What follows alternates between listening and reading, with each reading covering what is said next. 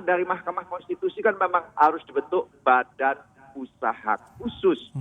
Bisa diterjemahkan bisa BUMN khusus dan sebagainya. Tapi ini adalah badan usaha khusus. Nah, dulu adalah BP Migas, itu juga semacam badan khusus yang menangani sektor hulu.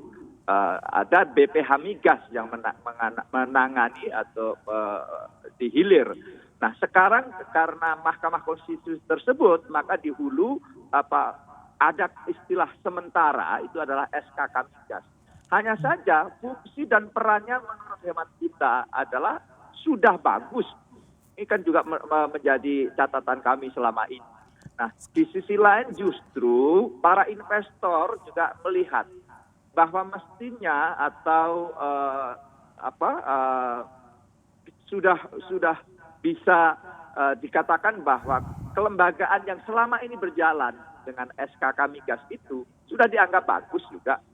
Justru disitulah perlunya penguatan lembaga semacam SKK Migas ini.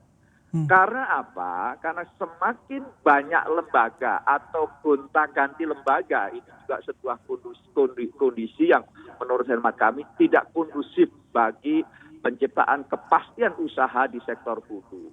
Sektor hulu ini sungguh luar biasa, kalau katakanlah gawatnya. Kenapa? Lifting kita terus turun, proven reserve kita terus turun, atau cadangan pasti kita terus turun.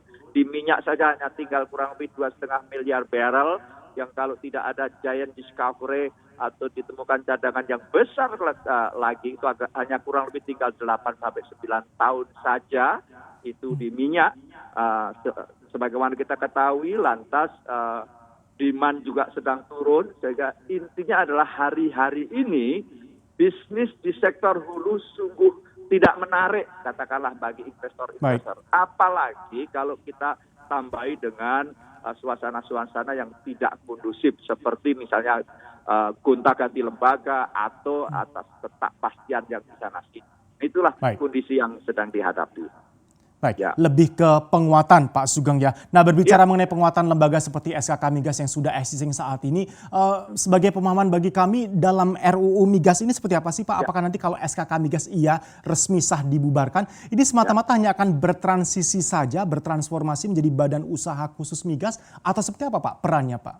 Ya, memang dalam badan usaha khusus itu, kalau penjelasan Presiden adalah badan yang bertanggung jawab langsung kepada ini yang ada bilang kepada Presiden langsung, ada juga kepada semacam BUMN. Kalau BUMN inilah yang sedang dikaji pemerintah. Kami berkali-kali kok menanyakan tentang bagaimana tentang badan usaha khusus ini. Nah, seperti tadi, kita sekarang lebih bagaimana dengan kelembagaan yang ada ini adalah membuat tata atur yang kondusif bagi sektor hulu seperti saya kemukakan tadi. Sektor hulu di Indonesia betul-betul sudah tahapnya lampu kuning menjelang merah. Kenapa? Itu tadi, bahwa konsumsi di minyak kita termasuk dalam RUEN atau yang diputuskan di Dewan Energi Nasional atau Kebijakan Energi Nasional, minyak juga menduduki proporsi yang masih cukup besar, bahkan sampai tahun 2050 secara proporsional besar dan secara volume akan terus naik. Kurang lebih kenaikan 3% per tahun, kalau itu tumbuh 5% saja ekonomi Indonesia. Apabila tumbuh 7%, kurang lebih akan naik 4%. Bayangkan dalam 25 tahun ke depan akan 2 kali lipat tetap konsumsi kita terhadap minyak kita hari ini misalnya, yakni 1,5 juta barrel kurang lebih. Artinya 25 tahun ke depan itu akan kurang lebih 3 juta barrel minyak. Lantas pertanyaannya, minyak itu dari mana? Refinery kita betul sekarang telah mengalami upgrade dan sebagainya, sehingga diperkirakan hari ini sudah bisa memasak 1 juta barrel, tapi existingnya itu hanya 800-an barrel. Lantas selebihnya kan pasti import. Selebihnya adalah import. Jadi yang akan mengganggu terus-menerus neraca perdagangan kita sebagaimana sudah kita alami sekarang ini.